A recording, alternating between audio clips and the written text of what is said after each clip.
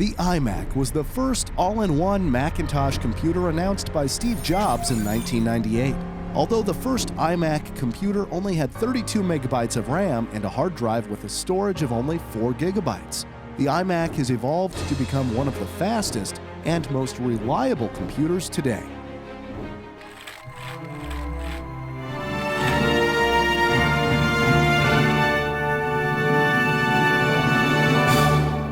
This is the evolution of the iMac.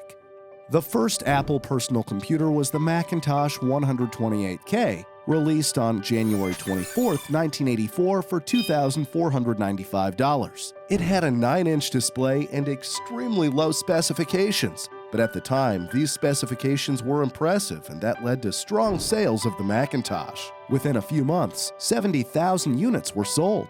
Apple made many more computers, including the Apple Performa series. Unfortunately for Apple, these led to a series of setbacks, with more consumers choosing a Windows computer instead. Steve Jobs returned to Apple in 1996 and realized that things at Apple had to change. He saw the internet as a real opportunity to build an internet computer. An iMac comes from the marriage of the excitement of the internet with the simplicity of Macintosh. This is iMac.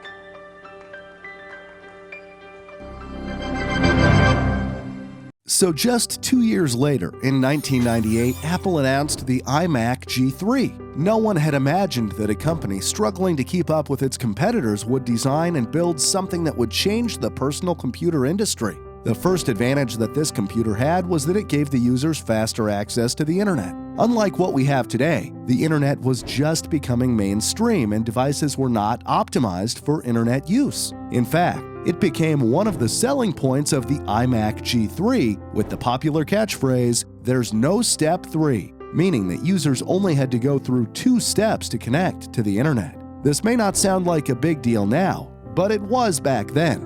Also, at the time, many computers were simply boxes and towers. The iMac G3 looked completely different with a translucent, bondy blue, egg-shaped chassis with a 15-inch screen that Forbes magazine described as an industry-altering success. The G3 also used a CD drive instead of a floppy disk drive, which was a controversial change. The iMac G3 featured a G3 PowerPC processor, 32 megabytes of RAM, 2 megabytes of video RAM, 4 gigabytes of storage, and a price of $1,299. It was a huge success, and it sold more than 280,000 units in the first 6 weeks after its launch.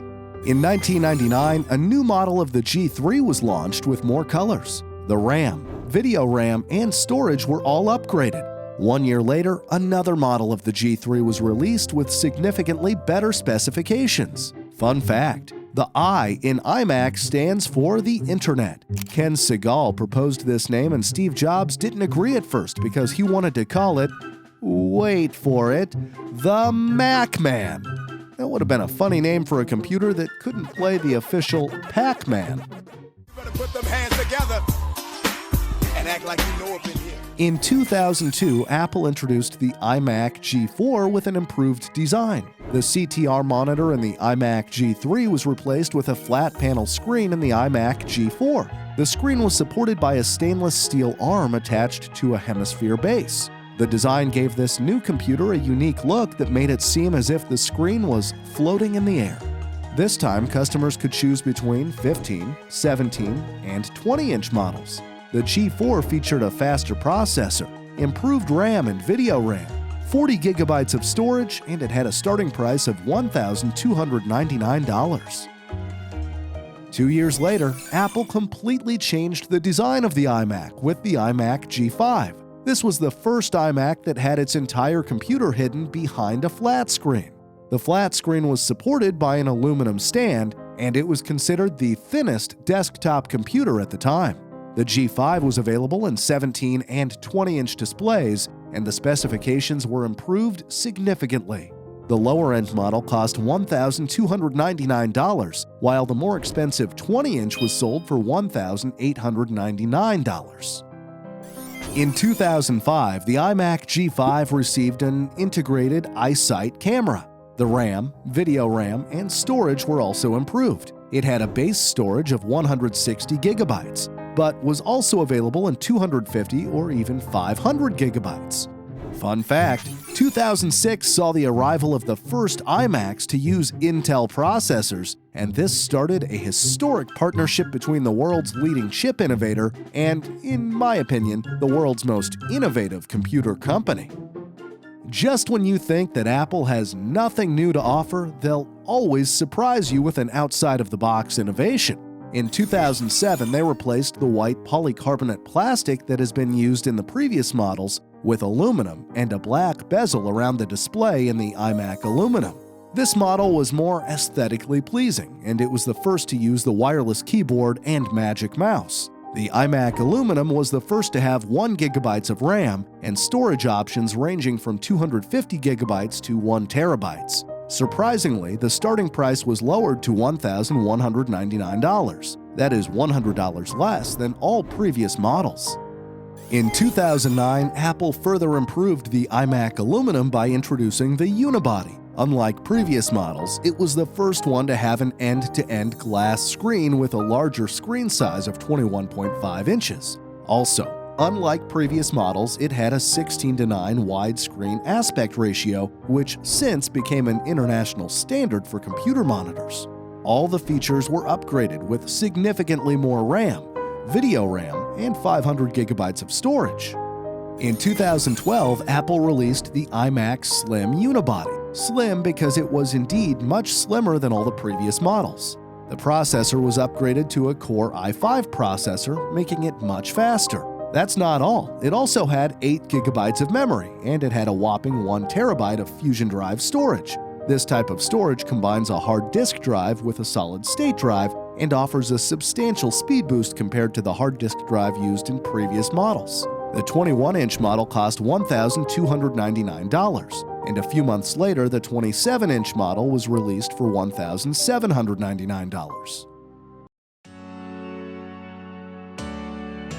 In 2014, Apple launched the first iMac with a 5K Retina display. On an iMac, the experience begins with the display.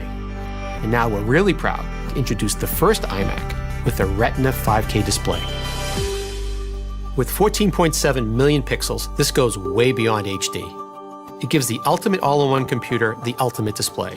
Although the appearance did not change much compared to its predecessor, some specifications like the 2 GB graphic card were greatly improved. The price, however, was increased to a whopping $2,499.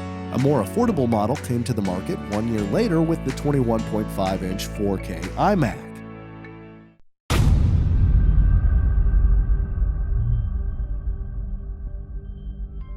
The iMac Pro is what would later be known as the most powerful Mac ever. This model was introduced in 2017 and is the last iMac that would have an Intel processor. The iMac Pro also has a 27-inch 5K Retina display and is equipped with powerful processors and graphic cards. All these features come at a very high starting price of, wait for it, $4,999.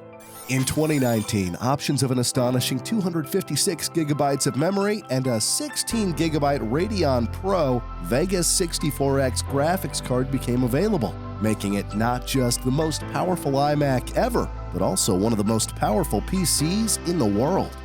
Fun fact, if you would have bought the iMac Pro with all of the best specs, the price would have been a massive $14,299. Say hello to the new iMac. You've never seen a computer like this before. In April 2021, the new iMac was announced. It is available in 7 different colors and is very thin. It can be this thin because of the new M1 chip. This chip combines CPU and GPU and is expected to be 85% faster than the iMac Pro. It's the M1 chip, which is kind of magic. And it makes the new iMac fast. Like, your apps open instantly fast. Like, check that text while you clean your inbox, while you share that photo, while you stream that show fast. That's fast. The new iMac comes with a 24-inch 4.5K Retina display, 8 gigabytes of unified RAM, 256 gigabytes of solid-state drive storage, and a starting price of $1,299. It is very impressive to see how the iMac has evolved throughout the years, and I can't wait to see how Apple will continue to innovate. Please subscribe so we can continue making educative animations.